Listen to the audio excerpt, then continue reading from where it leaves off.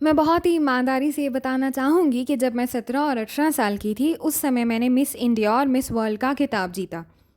इस समय मैंने ये सोचना शुरू किया कि मैं मनोरंजन को व्यवसाय के तौर पर अपनाना चाहूँगी, क्योंकि उससे पहले मैं इंजीनियर बनना चाहती थी। मैं फिज़िक्स और मैथ्स का विद्यार्थी रही हूँ।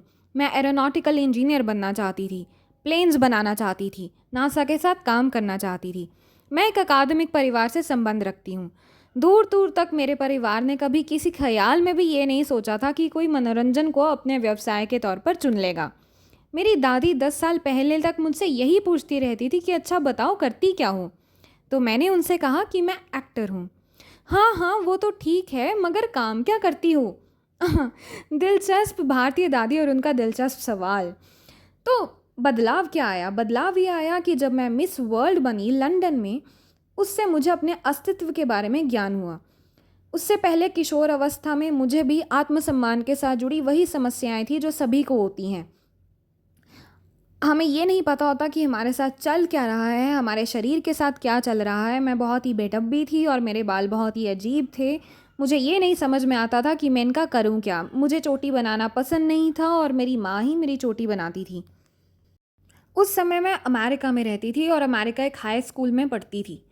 मैं बहुत ही असमंजस में थी अपने अस्तित्व के बारे में और आगे क्या करूँगी उसके बारे में सोचकर। मुझे वहाँ तंग किया जाता था। सभी तो नहीं, मगर एक थी जो मुझे बहुत तंग करती थी और उसने मेरी ज़िंदगी बहुत मुश्किल कर दी थी। वो मुझसे नफ़रत करती थी सिर्फ़ इसलिए क्योंकि मैं उस देश की नहीं थी। मुझे लगता है वो मेरे बारे में बस यही जानती थी। कभी वो मुझे कड़ी कहती थी, कभी ब्राउनी कहती थी, तो कभी कहती थी कि उसी हाथी पर बैठकर वापस लौट जाओ जिस पर तुम आई हो।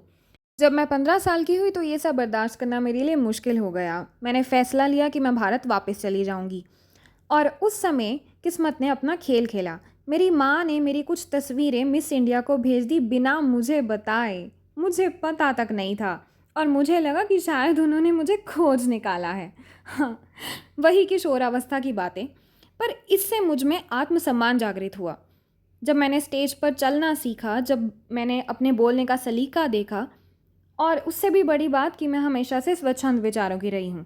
मेरे माँ बाप ने मुझे हमेशा इसी तरह से बड़ा किया कि जो भी विचार दिमाग में आए उसे अभिव्यक्त कर देना चाहिए।